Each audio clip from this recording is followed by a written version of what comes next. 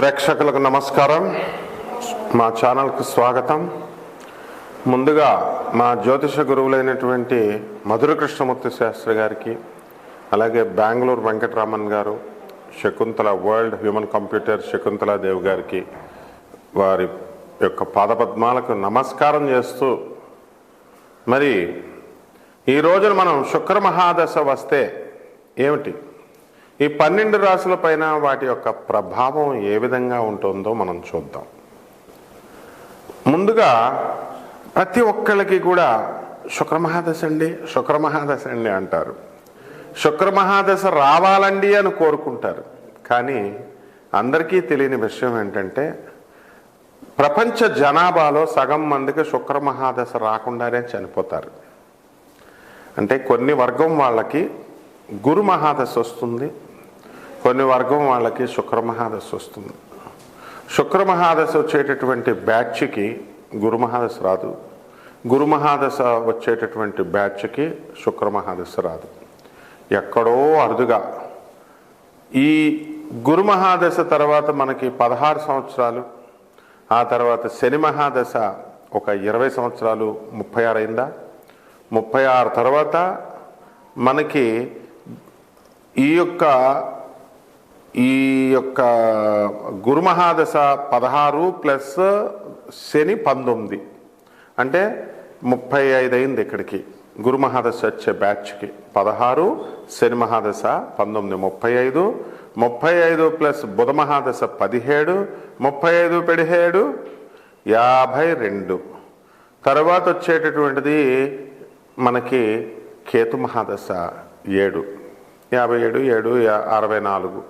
ఈ విధంగా మనం వెళితే కేతు మహాదశ తర్వాత ఎప్పుడో మళ్ళీ శుక్ర మహాదశ రావాలా.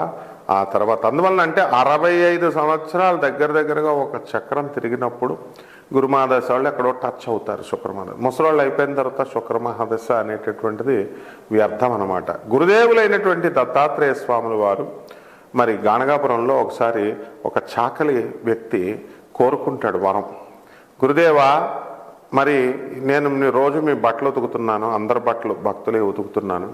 ఈ రోజున భీమా అమరజా నది సంగమానికి మరి ఒక రాజుగారు తన చెలికెత్తలతో రాణులతో పరివారంతో రాజా టీవీ అనుభవిస్తున్నాడు. మరి అదంతా కూడా చూసిన తర్వాత నా మనసు చెదిరింది, నాకు కూడా ఈ జీవితం ఎందుకు రాజాలాగా బతకాలా అని అనిపిస్తోంది. అంటే అలాగే నిన్ను రాజుని చేస్తాను అంటాడు. రాజుని చేస్తానంటే శుక్రమహాదశ. అప్పుడు ఆయన ఏమంటాడు, అయ్యా నేను ముసలాడిని అయిపోయాను ఇప్పుడు గురుదేవా, అందువలన వచ్చే జన్మలో చేయండి అంటే గుల్బర్గా మహారాజుగా చేస్తాడు ఆయన్ని. అతనే రవిదాస్.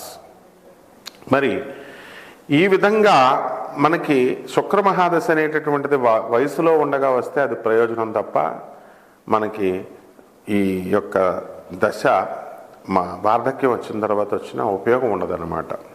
శుక్రమహాదశల్లో కేవలం మళ్ళీ రకాలు ఉంటాయి. మనకి స్వయంగా శుక్రమహాదశ వచ్చినప్పుడు మనం ఎదుగుదల, అలాగే మన యొక్క పిల్లలకి, మన ఇంట్లో ఉన్నటువంటి వాళ్ళకి ఎవరికి వచ్చినా సరే శుక్రమహాదశ వచ్చినప్పుడు వాళ్ళ జాతక ప్రభావం వలన మనం కూడా ఎదిగిపోతాం అన్నమాట. అంటే వాళ్ళు పాపం వాళ్ళ యొక్క 20 సంవత్సరాల కాలం మన దగ్గర ఉంటారు కాబట్టి వాళ్ళకి రావలసినటువంటి రాజమర్యాదలు కానీ, గౌరవం కానీ, లేకపోతే ధనం కానీ, మరి ఈ వైభోగం అంతా కూడా మనకి ఇక్కడే ఖర్చు అయిపోతుంది. తల్లిదండ్రులకు ఇచ్చేస్తాడు వాడు పిల్లడు. అందువల్లనే పిల్లల వల్ల తల్లిదండ్రులు డెవలప్ అవుతారు అంటాం. కాబట్టి ఈ శుక్రమహాదశలో అసలు ఏం జరుగుద్దండి అంటే అద్భుతాలు జరుగుతాయి. శుక్రుడు అంటే ఈ ప్రాపంచికమైనటువంటి సుఖాలు ఇచ్చేటటువంటి వాడు. మీకు 1కి 2 3 కొత్త కార్లు కొంటారు. ఒక్కొక్కరికి కార్లు అమ్మేసేటటువంటి లక్షణాలు ఉంటాయి. వెంటనే కొంటారు, 6 నెలలు ఎంజాయ్ చేస్తారు, తర్వాత మళ్ళీ కారు మార్చేస్తారు. ఇళ్ళు, విల్లాలు, బంగళాలు, ఆ తర్వాత ఈ యొక్క స్త్రీలు, మందు, తర్వాత ఈ యొక్క మృష్టాన్న భోజనాలు, ఎవరికి ఇష్టమైనటువంటి నాన్ వెజిటేరియన్ ఫుడ్డులు, ఇలా బ్రాహ్మణులు అయితే నాన్ వెజిటేరియన్ కాకుండా మృష్టాన్న భోజనాలు. ఈ విధంగా శుక్రుడు ఏం చేస్తాడంటే పిల్ల పాపలతో, భార్యలతో, రాణులతో రాజవైభోగాలు ఇస్తాడు. అటువంటి శుక్ర మహాదశ మీకు కావాలా వద్దా? కావాలి అనుకుంటే కొన్ని చిట్కాలు ఉంటాయి. అసలు మన వ్యక్తిగత జాతక చక్రంలో అసలు ఆ శుక్ర మహాదశ మనకు తగులుతుందా, ఆ శుక్రుడు మనకి ఎంత బలంగా ఉన్నాడు, ఆ శుక్రుడు ఒకవేళ బలంగా ఉన్నా సరే అది ఎప్పుడు మనకి వికసిస్తుంది, ఆ జాతకంలో ఎప్పుడు మనం ఆ యోగాలను మనం అనుభవించగలుగుతాము, ఇలాంటి విషయాలన్నిటికీ కూడా మనం జ్యోతిష్కుల యొక్క అవసరం ఖచ్చితంగా ఉందన్నమాట. అంతేకాని యూట్యూబుల్లో చెప్పే వాటిని బట్టి లేదా పుస్తకాల్లో మిడిమిడి జ్ఞానంతో బట్టి మేమంతా కూడా శుక్రమాదశ వచ్చేస్తుందండి, మాకు ఈ నక్షత్రం అండి, మాది కుంభరాశి అండి, మాది శతభిష నక్షత్రం అండి గురువుగారు, 3వ పాదం అండి, లగ్నం మాకు వృశ్చిక లగ్నం అండి, మాకు శుక్రమాదశ 1992లో వచ్చేస్తుందండి. ఏమిటిది? గురువు దగ్గరికి వచ్చేటటువంటి పద్ధతి అదేనా? మీరు ఎలా రావాలా? అయ్యా నేను ఈ ప్రాబ్లంలో ఉన్నాను, నేను ఈ చిక్కులో ఉన్నాను, మరి అటువంటి ప్రాబ్లం నుంచి నాకు విముక్తి చేయడానికి నాకు దారి చూపించండి అని రావాలా. ఏదో క్యాజువల్గా సరదాగా మనం ఆ యూట్యూబ్లో వచ్చేది, వాళ్ళ చెప్పేది, వీళ్ళ చెప్పేది, ఎవరు చెప్పినా ఒకటే ఉంటుంది. అలా కాకుండా మీరు చూసుకుంటూ ఉంటే జ్యోతిష్యాన్ని నవ్వుల పాలు కనుక చేసినట్లయితే మీ జీవితమే నవ్వుల పాలు అవుతుంది. నవ్వులాటకు జ్యోతిష్యం కాదు. It's a very serious mission. అందువలన ఇందులో చాలా జాగ్రత్తగా మనము ఈ శుక్ర మహాదశ మనకి ఎప్పుడు వస్తుంది, మనకి శుక్రుడు రివర్స్ ఫలితాలు కూడా ఇస్తాడు. ఇప్పుడు భార్య అనేటటువంటి ఆమె మరి సుఖాన్ని ఇస్తుంది, నీ ఇంటిని నిర్మాణం చేస్తుంది, నిన్ను గౌరవిస్తుంది, తన జీవితాన్ని అంకితం చేస్తుంది, తన తల్లిదండ్రులని ఫ్యామిలీని వదిలేసి నీ దగ్గరకు వస్తుంది. మరి నువ్వు కనుక సరిగ్గా ట్రీట్మెంట్ చేయకపోతే ఆమె బాధపడుతుంది. కొంతమంది మరి పెద్దల ఇంటర్ఫియరెన్స్ అనవసరంగా వీళ్ళిద్దరి మధ్య ఉన్నటువంటి గ్యాప్ని పెంచేసి వాళ్ళిద్దరు కూడా డైవర్స్ కారణాలు అవుతున్నారు. ఇది ఎప్పుడు జరుగుతుందంటే శుక్రుడు వ్యతిరేక దిశలో ఉన్నప్పుడు కానీ, వ్యతిరేక ఫలితాలు ఇచ్చేటప్పుడు కానీ, శత్రు క్షేత్రాల్లో ఉన్నప్పుడు కానీ మరి శుక్రుడు ఎప్పుడు కూడా మంచిగా చేస్తాడని అనుకోకూడదు, హాని కూడా చేస్తాడు. కాబట్టి మీరేం చేయాలండి అసలు ఫస్ట్ అంటే, ఈ హాని జరిగేటప్పుడు మనము భార్యే పడుతుంది, సుఖాన్ని ఇచ్చింది, మరి కష్టాన్ని కూడా ఆమె వేస్తుంది, పోలీస్ స్టేషన్ తీసుకెళ్తుంది, తప్పే ఉంది, కోర్టులో కేసు వేస్తుంది, తప్పే ఉంది, నీకు ప్రెస్టేజ్ ఎందుకు, నీకు పోలీస్ స్టేషన్కి లాక్కెళ్ళిపోయారండి, నువ్వు నా లాక్కెళ్ళిపోయావు, కోర్టులకు నన్ను ఇడ్చేసావు కాబట్టి నేను నీతో కాపురం చేయను, ఇవన్నీ కుదరవమ్మా. ఎందువలనంటే నువ్వు ఆమెను ఎక్స్ట్రీమ్ స్టేజ్కి తీసుకెళ్ళి సాగదీస్తే ఆడది ఎవరు కూడా ఇంచుమించుగా మీకు కోర్టులకు వెళ్ళరు, పోలీస్ స్టేషన్కి వెళ్ళరు. ఇది భారతదేశం, స్త్రీని గౌరవించే దేశం. కొన్ని పాతివ్రత్య ధర్మాలతో స్త్రీ కట్టుబడి ఉంటుంది. కొంతమంది మరి ఈ పోలీస్ స్టేషన్కి వెళ్ళారు, కోర్టులకు వెళ్ళారంటే యూ హ్యావ్ టు అడ్జస్ట్. అదే నాతి చరామి అంటే వివాహ వ్యవస్థలో. ఆమె కొట్టినా తిట్టినా నేను వదలను అని ప్రమాణం చేస్తావు, నువ్వే ప్రమాణం బ్రేక్ చేస్తున్నావు. మరి నువ్వు ప్రమాణం బ్రేక్ చేసి ఆ ఆడవాళ్ళ మీద తోసేస్తే ఎట్లా? కాబట్టి ఈ శుక్ర మహాదశ ముందుగా వికసించాలంటే ఫస్ట్ ఇంట్లో మీ తల్లి దగ్గర నుంచి ప్రారంభించాలా. తల్లిని బాగా చూసుకోవాలా, తల్లికి తిండి పెట్టాలా, తల్లి చెప్పేది వినాలా. ముసలాళ్ళు అయిపోయారని చెప్పేసి వాళ్ళని మరి దూరంగా వదిలేయడం కానీ, మరి వేరే అనాథ శరణాలయాల్లో ఓల్డేజ్ హోముల్లో చేర్చడం చాలా తప్పు. తల్లిదండ్రికి ఇద్దరు గుప్పుడు బియ్యం పెట్టకుండా తల్లినేమో అన్న ఇంట్లో పెట్టి 3 నెలలు, తల్లినేమో అదే టైంలో చిన్న తమ్ముడు ఇంట్లో పెట్టి వాళ్ళని సెపరేట్ చేసేటటువంటి, నిన్ను అలా సెపరేట్ చేసి పెంచారా వాళ్ళు? మరి భార్యకు భయపడి అలా చేస్తావా నువ్వు? Can't you convince your wife? నీ భార్యను నువ్వు ఒప్పించలేవా? మరి భార్య కూడా ఒప్పుకుంటుంది, ఏమండి బాబు మా భార్య ఒప్పుకోవట్లేదంటే నీ ప్రవర్తన బట్టి ఒప్పుకోదు. ఒప్పించుకునేటటువంటి వాళ్ళు ఒప్పుకుంటారు. హ్యుమానిటీ అనేటటువంటిది ఉంటుంది, మానవత్వం అనేటటువంటిది. కాబట్టి మీరంతా కూడా ఈ శుక్ర మహాదశ రావాలంటే ప్రారంభం తల్లి నుంచి గౌరవించాలా, తర్వాత నీ భార్యను గౌరవించాలా, తర్వాత నీ ఇంట్లో ఆడపిల్లల్ని, నీకు పుట్టిన పిల్లల్ని గమనించాలా, గౌరవించాలా. నీ చుట్టుపక్కల ఉన్నటువంటి స్త్రీలందరినీ కూడా కామ దృష్టితో చూడకుండా నువ్వు చక్కటి మంచి దృష్టితో నువ్వు చూసినప్పుడు మాత్రమే శుక్రగ్రహము వికసిస్తుంది. అంతేగాని యూట్యూబ్లో చెప్పేటటువంటి జ్యోతిష్కులు శుక్రుడు బొబ్బర్లు కిలో బొబ్బర్లు ఇచ్చేయండి, తర్వాత చక్కగా దానాలు చేయండి. మనకి ఇది తెలుపు వస్త్రాలు దానం చేయండి. శుక్రవారం నాడు దానం చేసేయండి, 6 గంటలకు చేసేయండి. ఒక 50,000 పట్టరండి, నాకు ఒక 1,00,000 రూపాయలు పట్టరండి, నేను శుక్రుడికి మనం పూజ చేసేస్తామంటే నీ డబ్బులు వేస్తే తప్ప 0.0001% రిజల్ట్ కూడా రాదు. ఫస్ట్ బేసిక్స్ నుంచి రావాలి మీరు. అలాగే వాళ్ళకి డబ్బులు వస్తాయేమో కానీ నీకైతే మాత్రం శుక్రుడు తోలు తీసేస్తాడు, అందులో డౌటే లేదు మళ్ళా. కాబట్టి ఈ యొక్క శుక్రుడికి ఈ మధ్యకాలంలో ఫ్యాషన్ అయిపోయింది. ఏమండి ఆ టెంపుల్కి వెళ్తున్నామండి, ఈ టెంపుల్కి వెళ్తున్నామండి, అక్కడ జపాలు చేయించామండి, ఇక్కడ పూజలు ఇవి ఏమీ కూడా ఉండవు. స్త్రీ శాపం, శుక్రశాపం అంటే స్త్రీ శాపం. తల్లి శపించిందంటే ఇంక నువ్వు నీ జన్మలో, ఈ జన్మలో కాదు ఇలాంటి 7 జన్మలో నువ్వు పైకి రావు. నీ పెళ్ళం శపించిందంటే 14 జన్మల పైకి రావు నువ్వు. నీ కూతురు శపించిందంటే 21 జన్మల బయటికి రావు. Multiples of 7. ఇందులో ఎవరికి ఎనీ అబ్జెక్షన్ ఉంటే డైరెక్ట్ నా నెంబర్ ఇస్తున్నాం, నా నెంబర్కి కాల్ చేసి మాట్లాడచ్చు. I challenge everyone. అంతేగాని చదువుకున్నాం మేము, చదువుకుంటే చదువు నీకు కన్నింగ్నెస్ నేర్పుతుందా? వీడియో చూస్తున్నప్పుడు ఏంటి కామెంట్ చేస్తారు మీరు? మంచి చెప్పేది వినరా? మంచి చెప్పేది ఎక్కదా? మీ తల్లికి మీకు తిండి పెట్టమంటే మీకు భారంగా ఉందా? మీ పిల్లల్ని బాగా చూసుకోండి అంటే మీకు భారంగా ఉందా? టైటిల్ ఒకటి, సొల్లు ఒకటి అని కొంతమంది పెడుతూ ఉంటారు, అందరికీ పెడుతూ ఉంటారు. This is my class room. నేను చెప్పేదే వేదం ఇక్కడ. ఇష్టమైన వాళ్ళు వినొచ్చు, లేని వాళ్ళు they have to quit out of the class. I'm the professor. అందరు చెప్పినట్టు పిలక పట్టుకున్న పంతులు కాదు నేను.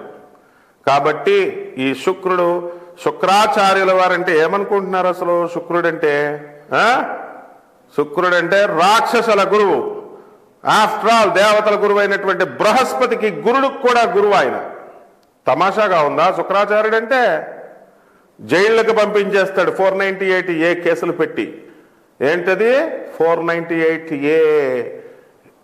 కట్న వేధింపులు, గృహ హింసలు. భార్య పెట్టేస్తుంది కేసులు నాయన. 494 IPC, రెండో పెళ్లి, బైగామి చేసేసుకుంటున్నారండి. 495 నీకు బెయిల్ రాదురా నాయన. 495 పెట్టేసిందంటే నీ పెళ్ళం, నీకు అసలు ఇంకా జీవితాంతం బయటకు రాలేవు. మళ్ళీ జాలిపడి ఆ లాయర్లు ఆ సెక్షన్ని మారుస్తారు 495 కింద. ఆ జడ్జీలు దయతలిచి ఈ జైల్లో కుమ్ము మగ్గైపోవాలని చెప్పేసి వాళ్ళు 494 కింద మారిస్తే ఒక పోలీస్ ఆఫీసరు, ఒక చక్కగా ఒక లర్న్ కౌన్సిల్ లాయరు, జడ్జి ముగ్గురు ఒప్పుకుంటేనే పీపీ పబ్లిక్, అప్పుడు మాత్రమే సెక్షన్ మారుస్తారు. ఇవన్నీ నీకు తెలియదు సామాన్య మానవుడు. అబ్బే మా పిల్లని బాధేస్తా, అబ్బే మా పిల్లని ఎందుకు పెట్టాలా కేసులు అంటావు. నో, ఈ మధ్యన ఇంకోటి వచ్చేసింది, లివింగ్ రిలేషన్ వచ్చిందండి. సుప్రీంకోర్టు 498 కేసులో అసలు కేసులు లేవండి, కేసులు తీసుకోవట్లేదండి. నీకు ఏం తెలుసు నాయన? డీసీపీ పర్మిషన్ ఉండి డీసీపీ అబ్జర్వేషన్లో ఉన్నప్పుడు మాత్రమే నీ మీద కేసు, నీ ఒక్కడి మీదే ఉంచి నీ భార్యని, నీ తల్లిని, నీ తండ్రిని, నీ చెల్లెళ్ళ మీద, నీ తమ్ముళ్ళ మీద పెట్టిన కేసు పక్కకు జరిపిస్తారు నాయన. ఇవన్నీ ఉంటాయి. ఇవన్నీ ఏం లేకుండా ఉత్తి కామెంట్ పెడితే, నా మీద కామెంట్ పెడితే నేనేం చేస్తాను తెలుసా? క్రిమినల్ నోటీస్ పంపించేస్తాం కదా. నా పుట్టలో నువ్వు వేలు పెడితే నేను కొట్టనా చెప్పు? ఫ్రీగా వచ్చిన వీడియో వినొచ్చు కదా, నువ్వు నేర్చుకోవచ్చు కదా, నీకు మంచిగా కదా చెప్తున్నావు. కాబట్టి శుక్ర మహాదశ రావాలంటే ఇవన్నీ ఫాలో అవ్వాలా.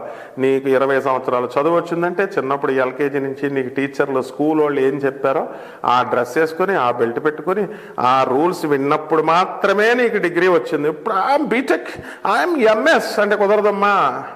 శుక్రుడు తోలు చేసేస్తాడు. శుక్రాచార్యుడు కాసుకొని కూర్చున్నాడు. కాబట్టి జాగ్రత్తగా ఉండండి. ఇప్పుడు 12 రాశుల పైన మనం ఏ రకంగా ప్రభావం ఉందో చెప్దాం. మేషరాశి. ఈ మేషరాశి వారికి ఈ డిసెంబర్ నెల 2024 సంవత్సరం ఎండింగ్ వరకు కూడా మనకి ఎలా ఉంటుంది, ఈ శుక్ర మహాదశ ఏమన్నా పట్టే యోగాలు ఏమన్నా ఉన్నాయా మనం ఒకసారి పరిశీలిద్దాం. మేషరాశి వారికి మనకి గురుడు ధనస్థానంలో ఉన్నాడు. ఇబ్బడి ముబ్బడిగా డబ్బు వస్తుంది, ఏం భయపడాల్సిన పని లేదు. మీకు వృత్తి, వ్యాపార, ఉద్యోగ విషయాలలో రాణింపు ఉంది. ఇక ఖర్చుల దగ్గరికి వచ్చేసరికి చుట్టాలకు ఖర్చు పెడతారు, ఫ్రెండ్స్కి ఖర్చు పెడతారు, బ్రహ్మాండం. మీకు మంచి కీర్తి ప్రతిష్టలు వస్తాయి చక్కగా. మరి మానసికంగా మీరు బాధతో ఉంటారా ఉండరా అంటే ఖచ్చితంగా ఉంటారు. ఎందువల్లంటే ఈ నెలాఖరికి అంతా కూడా బాధలు, ఏ బాధలు లేకపోయినా సరే మనకి పక్కింటి వాళ్ళ బాధలో, ఎదురింటి వాళ్ళు పక్కింటి వాళ్ళు ఇంటిపైన మీ చీర పడిందనో, లేకపోతే నీళ్లు పడ్డాయనో వాడు గొడవలకు రావడం, ఇలా ఉంటాయన్నమాట. కాబట్టి ఏదో రకంగా ఏదో ఒక మీ అత్తగారి సమస్య లేకపోతే తల్లి సమస్య ఆ విధంగా గొడవలు అనేటటువంటివి ఉంటాయి. అలాగే ఈ యొక్క శుక్రుడు మనకి డిసెంబర్ 28వ తేదీ నుంచి అద్భుతంగా భాగ్యంలోకి వస్తున్నాడు. మరి అక్కడ శని వక్రించి ఉన్నాడు చక్కగా. డిసెంబర్ 2 నుంచి శుక్రుడు మనకి మకర రాశిలో ఉన్నాడు. కాబట్టి అద్భుతం. మీకు అందరికీ కూడా వాహనాలు లేనటువంటి వాళ్ళు వాహనాలు ఇస్తాడు, ఇళ్ళు లేనటువంటి వాళ్ళకి ఇళ్ళు ఇస్తాడు, స్థలాలు లేనటువంటి వాళ్ళకి స్థలాలు ఇస్తాడు. స్త్రీల నుంచి మీకు బ్రహ్మాండమైనటువంటి సంపూర్ణ సహకారం ఉంటుంది. మీ పాత ప్రియురాళ్ళు మిమ్మల్ని మళ్ళీ కెలుకుతారు మిమ్మల్ని. ఆ విధంగా ఈ యొక్క రవి బుధులు ఇద్దరూ కూడా మరి డిసెంబర్ 15 నుంచి మనకి భాగ్యంలోకి వస్తున్నటువంటి రవి అష్టమ స్థానంలో ఉండి డిసెంబర్ లోపల 14 మొదటి 2 వారాల్లో కూడా మీకు ఆరోగ్య భంగాన్ని ఇస్తాడు. ఆ తర్వాత ప్రభుత్వం నుంచి వ్యతిరేకంగా ఉన్నప్పటికీ కూడా కాస్త మధ్యమ మిశ్రమ ఫలితాలను ఇవ్వడం అనేటటువంటివి జరుగుతాయి. ఒక వాహనాన్ని కొంటారు. బుధుడు అక్టోబర్ 29 నుంచి కూడా మనకు బుధాదిత్య యోగం పట్టింది. కాబట్టి మీకు అందరికీ కూడా వాహనాలు లేనటువంటి వాళ్ళు వాహనాలు కొంటారు. ఇక వివాహాలు కానటువంటి వాళ్ళకి వివాహాలు అవుతాయి. పిల్లలు లేనటువంటి వాళ్ళకి ఎవరికైతే ఉన్నారో అటువంటి వాళ్ళకి పిల్లలు కూడా కలుగుతారు. ఇంకేం కావాలి మీకు? అన్ని వసతులు ఇస్తున్నాడు మీకు. కాబట్టి అప్పుల బాధలండి మాకు. ఇది ముఖ్యంగా ఆర్థిక ఇబ్బందులు. తర్వాత మేము చాలా కటకటలాడిపోతున్నామండి, మరి అప్పులు తీర్చలేకపోతున్నాం, మాకు రావాల్సిన అప్పులు రావట్లేదు అంటే ఇదే మీ పాపం, పూర్వజన్మ పాపం. దీన్ని ఎవరిని నిందించాల్సినటువంటి అవసరం లేదు. దీనికోసం మీ వ్యక్తిగత చార్ట్ చూసుకోవాలా. వ్యక్తిగత జాతకాన్ని చూసిన తర్వాత అప్పుడు ఏ గ్రహాలు మీ వ్యక్తిగత చార్ట్లో దోషాలుగా ఉన్నాయో దానికి తగినటువంటి పరిష్కారాలు మీరు మన దగ్గర నుంచి తీసుకున్న తర్వాత అప్పుడు మీకు తెలుస్తాయి. కాబట్టి ఇది జ్యోతిషం అనేటటువంటిది బిజినెస్ కాదు. అది అపోహలో ఉండకండి. మేము ఈ ఛానల్ ద్వారా మనందరికీ కూడా నాన్ కమర్షియల్గా మీకు చక్కగా మీ జీవితం బాగుపడడానికి మేము సలహాలు ఇవ్వడానికి ఎప్పుడూ 24/7 రెడీగానే ఉంటాం జీవితాంతం కూడా. కాబట్టి మీరు సంప్రదించండి. కోట్లాది మందిని కామన్ ప్లాట్ఫామ్ మీద చెప్పేటటువంటి రాశి ఫలితాలు మీ యొక్క జీవితాన్ని ప్రభావితం చేస్తాయి. వ్యక్తిగత జాతకం తెలుసుకోవాల్సినటువంటి అవసరం ఎంతైనా ఉంది. అది కామన్గా చెప్తాం కాబట్టి మేషరాశి వాళ్ళకి ఇలా ఉందండి అని ఇలా ఉంటుంది. ఇది అర్థం కాక జనాలు ఏం చేస్తారంటే మాకు ఇల్లు వస్తుందన్నారు, ఇల్లు రాలేదు, పెళ్ళం వస్తుందన్నారు, పెళ్ళం రాలేదంటే నువ్వు పాపాలు చేసి మమ్మల్ని అంటావేంటి నాయన? నీ జాతకం వర్షాకాలంలో వర్షాలు వస్తాయంటాం, చలికాలంలో చలి ఉంటాయంటాం. కాబట్టి తెలుసుకోండి. మేము మీ సేవలో ఎప్పుడూ సదా రెడీ. నమస్కారం.